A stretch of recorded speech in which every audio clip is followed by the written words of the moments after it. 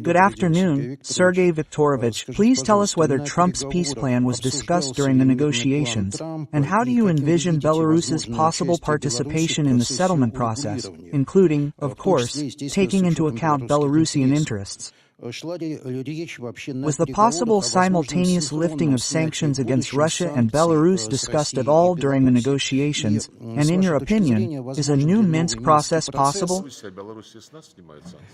If it is synchronized, how? Could it be? The topic was discussed, so to speak, including during the negotiations. Most importantly, is a new Minsk process possible, and who could participate in it? Regarding the Ukrainian issue? Of course, we discussed it primarily yesterday, in an informal setting. President Putin commented on President Trump's peace plan in detail and clearly.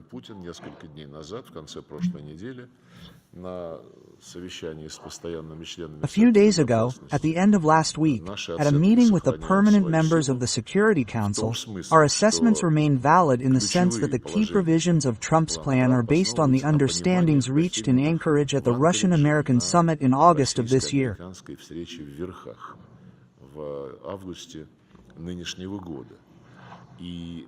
And these principles are generally reflected in the plan. We welcomed this, as President Putin said, because after Anchorage, when we thought these understandings had already been formalized, there was a long pause. And now the pause has been interrupted by the introduction of this document. We have it, but it has not been officially transmitted to us through unofficial channels. But we are naturally ready, as the President said, to discuss specific wording, because a number of issues there, of course, require clarification. So far, we have not received from our American colleagues the version that is being speculated about in the media. Those who engage in this kind of megaphone diplomacy, of course, have far from noble goals. They're not hiding it. Macron spoke here the other day and said that Trump's plan is unacceptable because it's a capitulation to Russia. Someone else is making statements like this. Everything should depend on Ukraine's willingness to agree to this or that agreement. That's it. But serious diplomats discuss such matters, as diplomats are supposed to, confidentially, until a final agreement is reached. Those who are trying to process the documents submitted, first of all, they were deliberately leaked to stir up all this media hype. And those who are orchestrating this hype, they, of course, aren't particularly hiding it.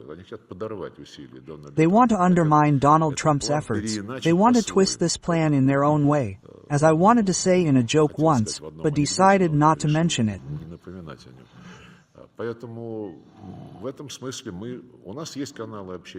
Therefore, in this sense, we have channels of communication with our American colleagues.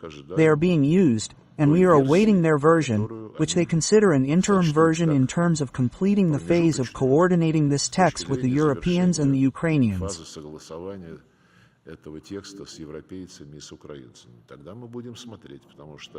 Then we will see, because, if the spirit and letter of the Anchorage Agreement on the key understandings we recorded are extinguished, then, of course, the situation will be fundamentally different. But so far, I repeat, no one has officially communicated anything to us. Regarding Belarus's participation, Belarus was very actively involved in these efforts. And, when the Minsk agreements were reached following nearly 20 hours of negotiations between the leaders of Russia, Ukraine, France, and Germany, President Lukashenko personally did a great deal to organize this work in such a way that it would be completed successfully. And, of course, no one back then, sitting in the middle of the night in the Palace of the Republic in Minsk, could have imagined that these German and French leaders, Mrs. Merkel and Mr. Hollande, were simply sitting there and falsifying the negotiations. Both of them, along with the third participant, Poroshenko, admitted here a year and a half ago that they had no intention of implementing these agreements at all, despite the fact that the Security Council had approved them. They declared that they needed to buy time to pump Ukraine with weapons so that Ukraine could dig in 5 stories underground in Donbass, which once again demonstrates that they had no intention of abandoning the use of force in this matter. Therefore, yes, and, of course, Alexander Hirovich Lukashenko and our Belarusian friends played a very important role when the Ukrainians, after the start of the special military operation, left us no other choice but to protect our security interests and the legitimate interests of Russians and Russian speakers in Ukraine. A few days later, the Ukrainians proposed negotiations, and our Belarusian friends provided Belovetskaya Pushcha, where several rounds took place.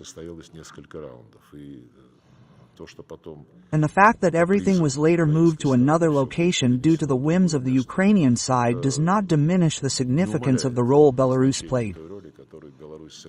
The other location was Istanbul, as you know, and several rounds were also concluded in Istanbul. Therefore, every time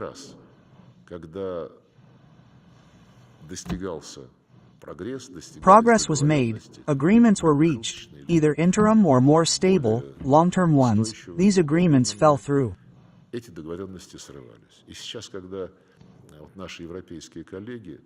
And now, when our European colleagues, loudly declare, there will be no new Minsk, and nothing can be decided without Europe, because this directly concerns us, Europe, in fact, has failed on all counts, starting in 2014. It was Europe that presided over the agreement on the settlement plan in February 2014 between Yanukovych, the then president, and the opposition. It was Europe that put its guarantor signatures on the document that Yanukovych and the opposition signed. It was Europe that morning, when the opposition, in violation of the entire signed document, seized the government building, it was Europe that threw up its hands and said, in response to our questions, why are you, the guarantors, silent and not holding the opposition accountable? And they said, you know, sometimes democracy takes very unusual forms and twists. That's all. And it was Europe that destroyed the Minsk agreements, as we now know. They openly admitted this, although France and Germany, and through them, the European Union, were also guarantors. It was Europe, well, admittedly, represented by Boris Johnson, but Europe took the same position, that dissuaded Zelensky from signing the agreements that the Ukrainian delegation itself proposed in Istanbul in April 2022. So, Europe, when they now say, don't dare do anything without us, you guys already had your chance. You didn't take advantage of these opportunities, you simply wasted them. And now, when Europe declares, Macron made a most aggressive statement today, that the only that is, the only problem in Ukraine is Russia and its demands. Russia is engaged in a strategic confrontation with the Europeans. We must prove that we will never surrender in the face of a force that threatens us. He stated that after a settlement, they plan to send troops to the Kyiv and Odessa areas. Well, you know, these are just dreams that have nothing to do with a peaceful settlement. And so, when Europeans say, we must be with Europe, with Ukraine, to the end, because Ukraine is fighting for our European values, this means confessing. This means Europe is encouraging Nazism, which is legalized in Ukraine. The ideology and practice of Nazism are legalized. And this means Europe is encouraging racism, which has taken the form of a legislative ban on the Russian language and anything Russian, culture, media, and the economic ban on the Ukrainian Orthodox Church. So, these are the European values that Europe, or rather Ukraine, defends on behalf of Europe. Therefore, in this case, we see countries that can play a constructive role as mediators. These include Belarus and Turkey, which President Putin recently discussed with President Erdogan, who is also interested in helping create the platform. It wasn't us who rejected the Istanbul platform, the Ukrainians did. We still haven't received a response from them to the proposal to create 3 working groups because they complained that only the humanitarian aspects of the situation were discussed in Istanbul, while no one was talking about issues that are directly and crucially related to the settlement. We proposed, let's create 3 groups, humanitarian, political, and military. The answer, that's not what happened in July of this year. No response. Just as they complained about the low level of delegations, we proposed significantly increasing the level of the delegation in Istanbul. Also complete silence.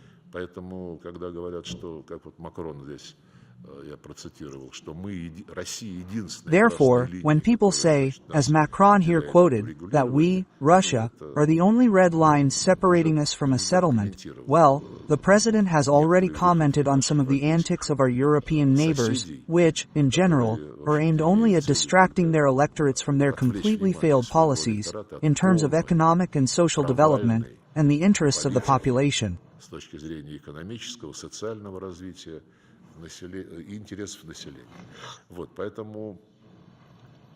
That's why we are ready to see Belarus among the countries that provide practical assistance. At the same time, President Lukashenko has repeatedly stated that for Belarus, this has practical significance, not some moral or political significance, since Belarus is a neighbor to us and to Ukraine. And how security issues are resolved, first and foremost, of course, determines how Belarus will feel. We fully take into account the interests of our ally when we approach practical matters and the practical consideration of various ideas. That's why, perhaps, I'll stop here. Much can be said on this topic, but, the new Minsk process.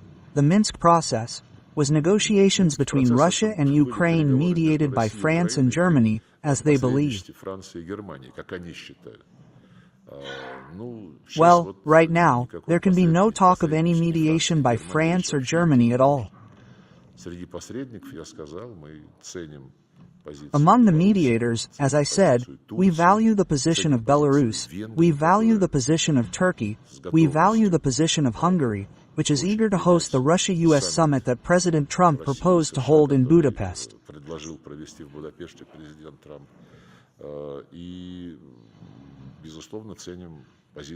And, of course, we value the position of the United States, which is the only one of the, so to speak, leaders of the Western world, unlike London, Brussels, Paris, Berlin, to take the initiative in finding ways to a settlement. We appreciate that.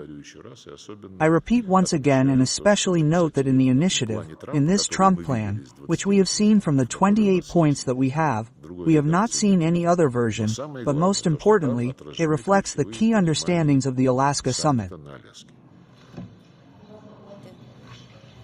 Good afternoon. I have a question for Maxim Vladimirovich, continuing the topic of security.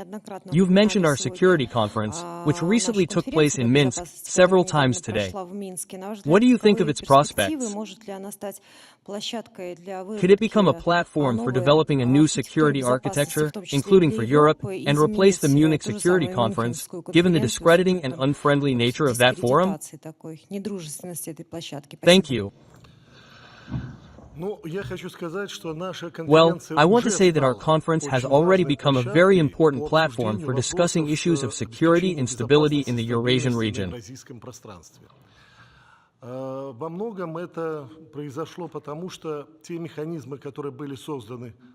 This largely happened because the mechanisms established 50 years ago during the Cold War, the Helsinki process, for example, which culminated in the creation of the OSCE as an organization, have begun to falter simply because a number of states have decided that the dialogue and interaction that once underpinned the Helsinki process and the OSCE's work are no longer needed.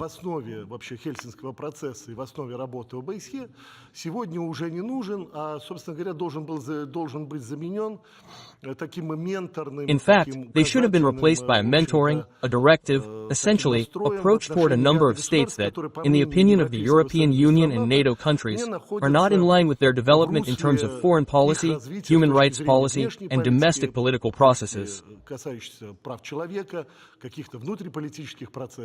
And today, in fact, they are an instrument of pressure, coercion, and punishment. Therefore, more and more states, their representatives, analysts, and politicians living in this region and even further afield, have begun to consider how to work together to create new mechanisms.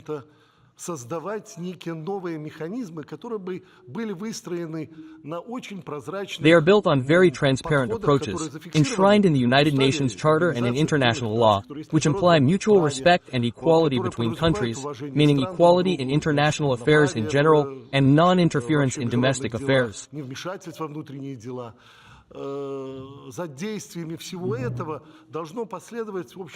All of this should be followed by a space where certain guarantees are truly observed. This space will develop taking into account, as we say, the multipolarity and multiculturalism of all participants in this, in fact, space. That's it. And its goal, of course, should be to increase overall trust, improve the well-being of citizens, and therefore increase stability and a sense of equal, indivisible security, which Russia and I urge everyone to enjoy.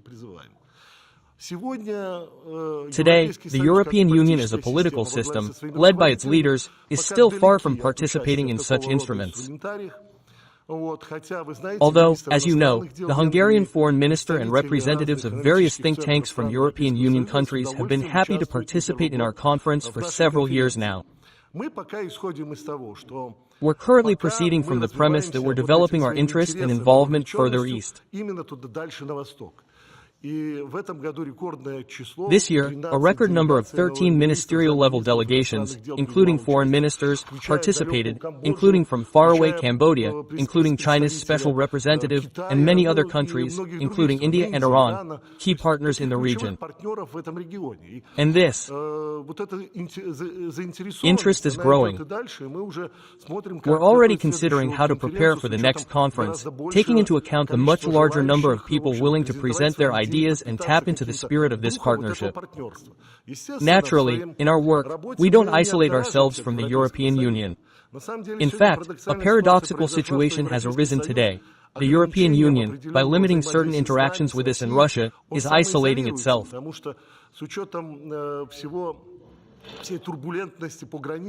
Given all the turbulence along the EU border, a few border crossings here in Lithuania and Poland are the only connection with the entire space, as we say, from Brest to Manila. And by limiting ties with this space, the European Union is isolating itself.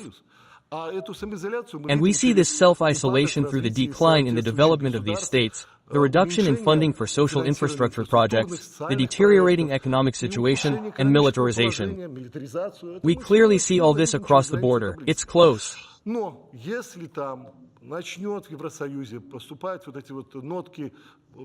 But if these notes of pragmatic interest begin to emerge in the EU, following what the people would like to see from these politicians, of course, they will also be in demand by our model of thinking about the future of our greater Eurasian region.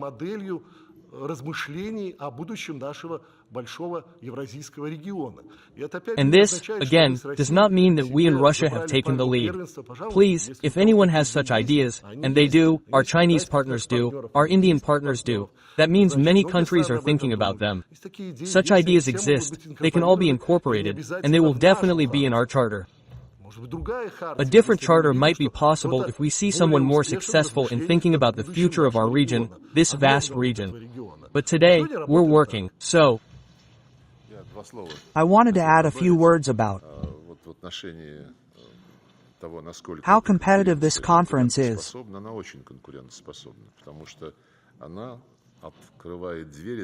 It's very competitive because it opens the door to all countries of the continent, a huge, large, and rich continent, home to several of the greatest civilizations, many millennia in the making, all of which have preserved their civilizational dignity and traditions.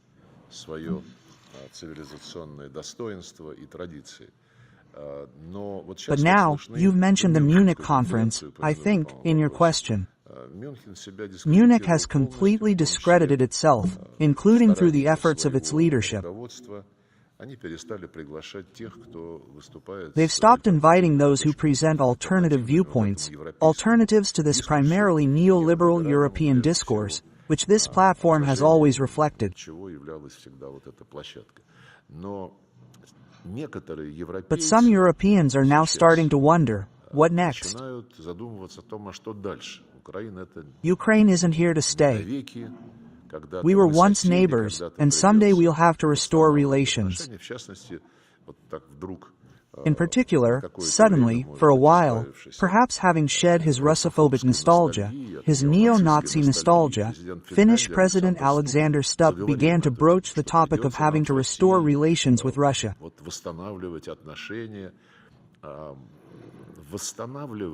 The verb restore is used. Intuitively, because they want to re-establish relations within the structures they control. This primarily refers to the OSCE, which they have completely privatized and which, well, has ceased to play its original role. It's sad that this is being done under the leadership of the same Finland that hosted the Conference on Security and Cooperation in Europe, establishing principles of consensus and reaching agreements reflecting a balance of interests.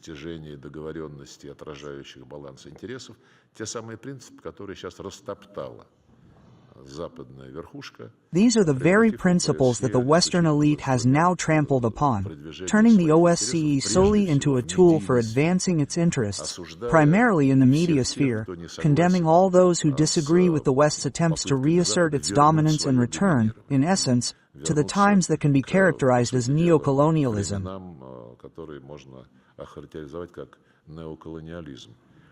But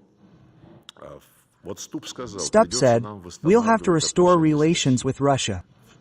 If we talk about what was and what they want to restore, these are all Euro-Atlantic models that have exhausted their usefulness. NATO is a Euro-Atlantic structure. The OSCE is a Euro-Atlantic structure. And the European Union has long ceased to be a European forum where European interests are represented. It has become an appendage of NATO and is generally developing its own military program and military activities, which are designed to make the territory of all EU members available, regardless of their NATO membership, so that the North Atlantic Alliance can move forward with its infrastructure and, if necessary, as they say, fight on the eastern flank, against whom it is clear. And so, the Eurasian approach to security is the only promising one. And it is precisely this approach that is being promoted through the Minsk conferences, of which there have already been 3. I completely agree with Maxim Vladimirovich that if someone has a more practical, more feasible idea, we will be only too happy to participate in this process. The main thing is that we do not impose anything on anyone. We open the door, listen to everyone, and try to formulate a concept for a future architecture that will suit all countries on the continent. The European Union has a colonial mentality. I remember when we still had a diversified system of relations with the European Union through various bodies, we proposed discussing Transcaucasia and Central Asia. But the European Union avoided all this. And they have all the strategies that affect us, including their own, and they do not want to deal with coordinating common approaches. They have an Arctic strategy, they have a Central Asian strategy, they have a Black Sea strategy, and although there are Black Sea economic cooperation organizations, they don't feel obligated to show respect for what countries in this or that subregion do among themselves. Therefore, I will say again that there are no prospects for Euro-Atlantic models. In this sense, Belarus's initiative is far-sighted, it is forward-looking. And we actively support precisely this Eurasian approach to security issues. This is a single geopolitical space. And the approach to ensuring security must be unified and reflect a balance of interests of all countries on the continent, not dependent on desire. In this case, it's the western part of Eurasia that dictates everything and everyone, as the European Union and NATO are trying to do. Final question, please, BBC. Go ahead. Please. I also have a question about Ukraine and the peace plan. Sergey Viktorovich, could you elaborate? You said the American side hasn't yet handed over an updated version, a new version of the plan, right? But there are reports that Russian-American talks on Ukraine are currently underway in Abu Dhabi, right? So it would be logical to assume that Russia is already aware of the new version, What can you tell us about these talks in Abu Dhabi? What is the composition of the Russian delegation? And in general, how close do you think a political diplomatic settlement of this conflict is?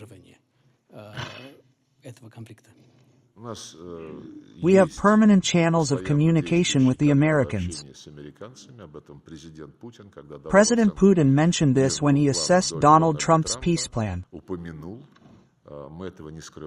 We don't hide it, but our diplomacy is used to working professionally. And professional diplomacy consists, as I mentioned earlier, of not leaking information or allowing leaks until a final agreement is reached. But those who represent diplomacy and politics in Europe are doing exactly the opposite. And the purpose of these leaks, constant speculation, and rumor-mongering is only one. In this case, that purpose is to undermine Donald Trump's initiative insofar as it replicates the understanding reached in Anchorage. They're not particularly hiding it. And you can read Merzy, Macron, and other figures, including the Brussels bureaucracy. We don't do that. We want to act as is customary among foreign policy officials. Negotiate confidentially before announcing what you've agreed to.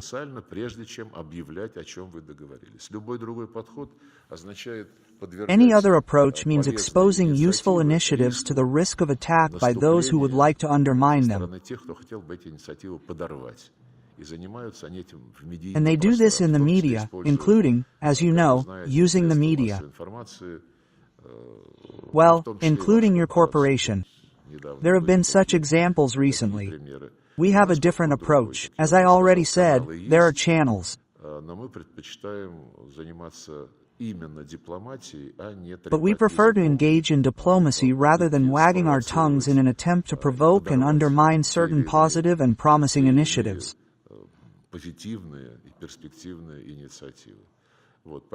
That's why, while we're not rushing our American colleagues, we waited a very long time after Anchorage. We talked to them, simply reminded them that we are committed to that understanding. And it's good that they finally, by putting forward their initiative, Donald Trump's plan, confirmed their commitment to the Manwich understanding. To what extent they will defend this position and to what extent they will be able to resist attempts to lead them. astray, we don't yet know. We hope that when the United States considers its consultations with the Ukrainian regime and the Europeans complete, they will inform us. We hope that this will be in the foreseeable future. Thank you for participating in this. You didn't answer. No, you simply don't confirm the fact of the negotiations in Abuba. I answered you. Thank you. We conclude this press conference. Thank you.